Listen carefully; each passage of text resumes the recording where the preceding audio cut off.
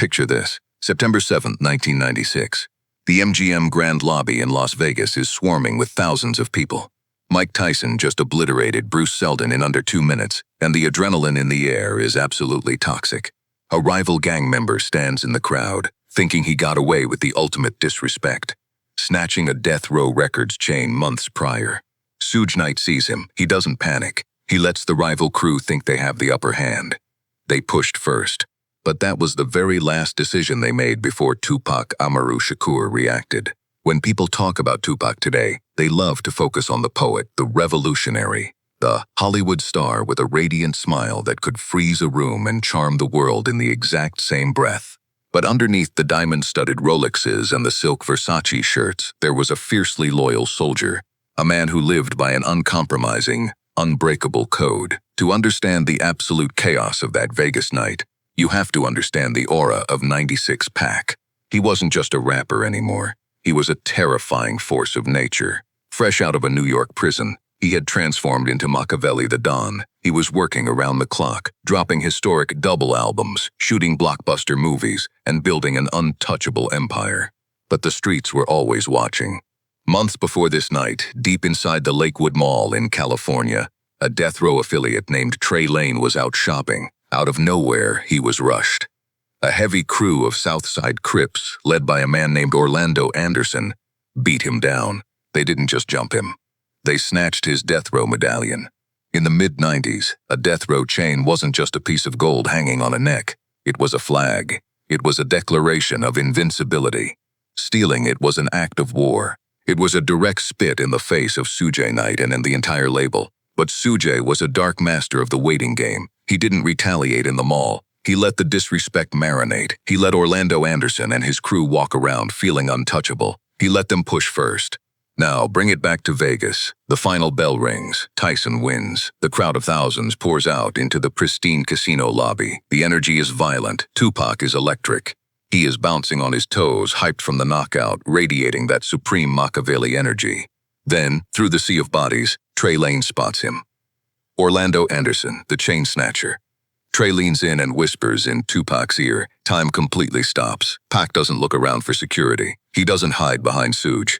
The brilliant poet instantly becomes the fearless enforcer.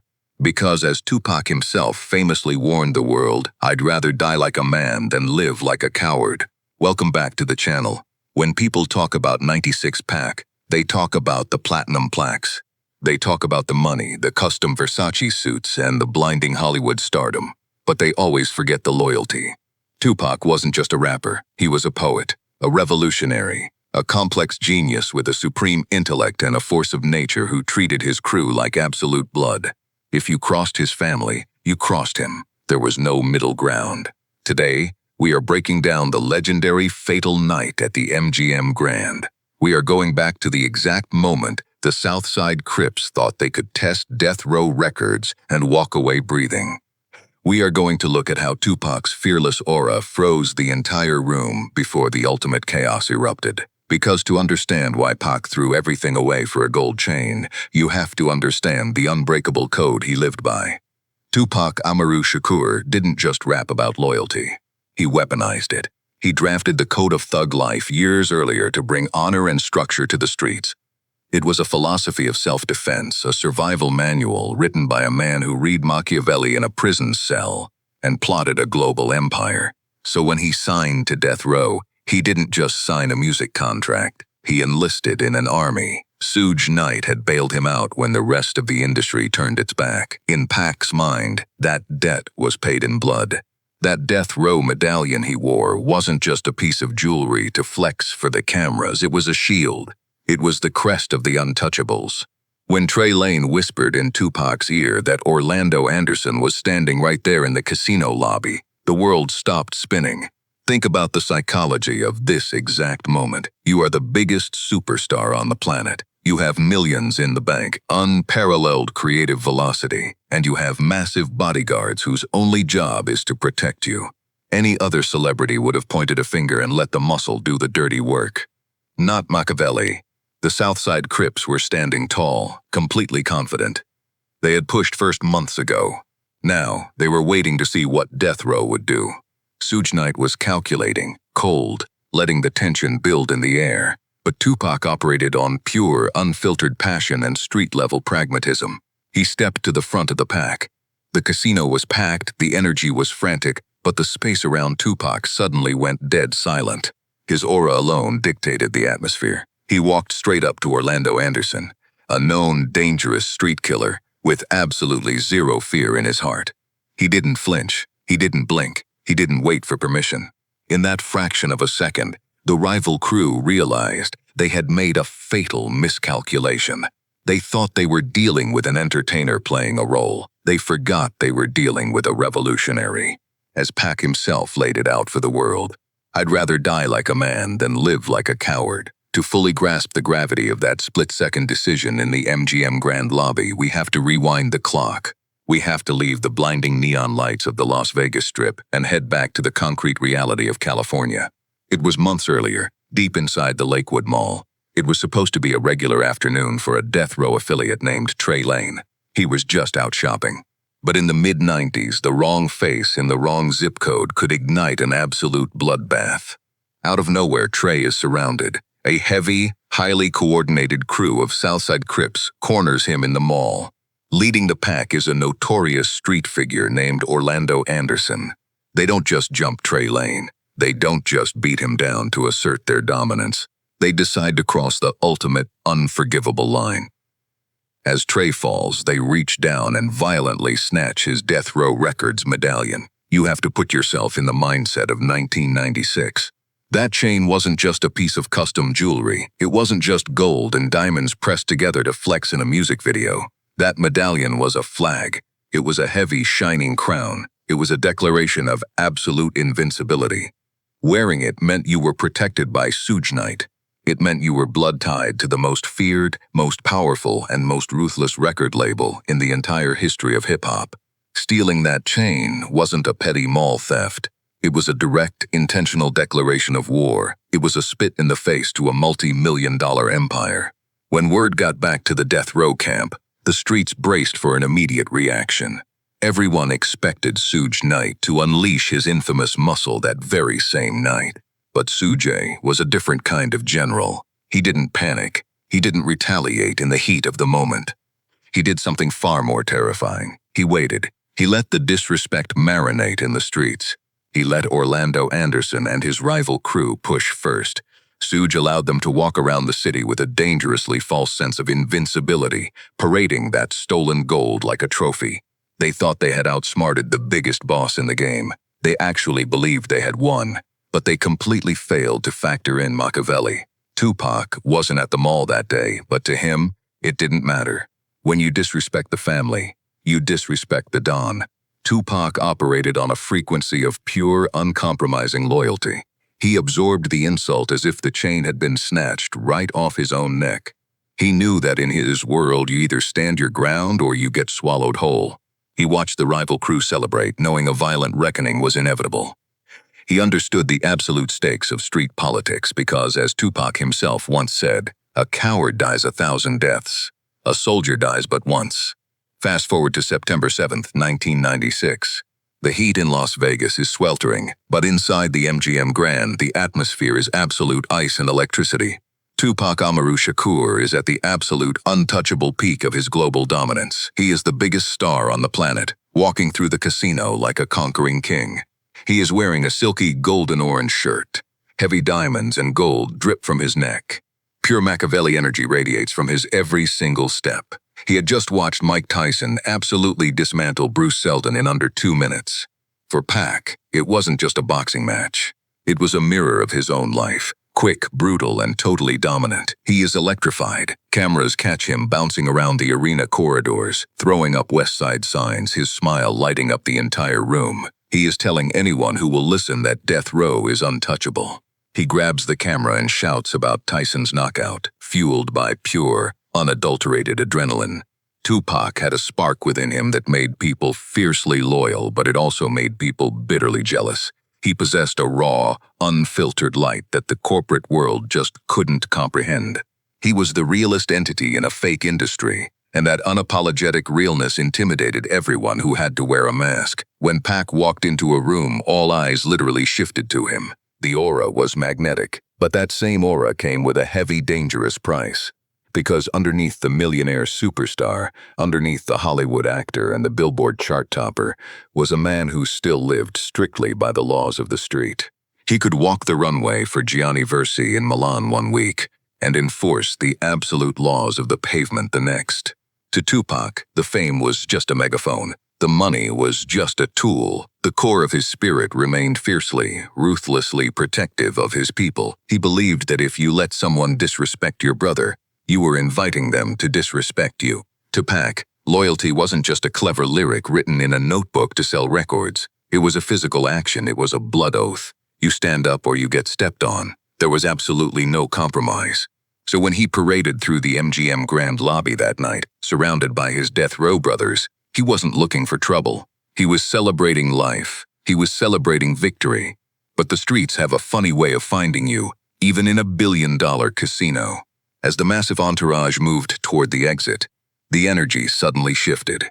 The laughter stopped. The celebration died. Out of the thousands of faces in that swarming crowd, the past had come back to collect.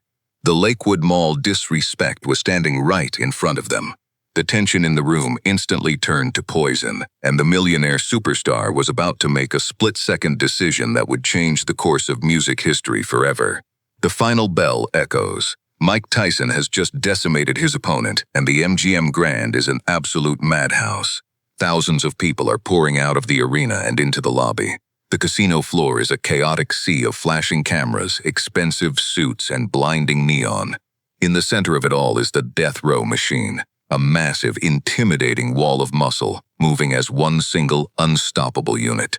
Suddenly, the entire formation stalls. Trey Lane freezes in his tracks. His eyes lock onto a face in the crowd. It is him, Orlando Anderson, the man who disrespected the label, the man who stole the chain. Trey leans over. He whispers a few quiet words right into Tupac's ear. Now, understand the gravity of this exact second. Suge Knight is standing right there. The towering, cigar-smoking CEO has an absolute army of off-duty police officers and giant bodyguards on his payroll. He could have easily given a subtle nod. He could have let the muscle do what they were paid to do while keeping his star artist out of harm's way. Instead, Suge does absolutely nothing. He just watches. He lets the moment breathe. He lets the rival crew stand there, leaning against the casino pillars, thinking they are completely safe. They actually believe that because they are in a crowded, high-security Las Vegas hotel, nobody is going to touch them. But they didn't account for Makaveli. Tupac doesn't hesitate. He doesn't look to his security. He doesn't hide behind his millions of dollars, his movie roles, or his platinum records. The street code he wrote is coursing through his veins. He breaks violently from the pack. The silk shirt, the heavy gold chains, the blinding fame. It all strips away, leaving nothing but a fiercely loyal soldier.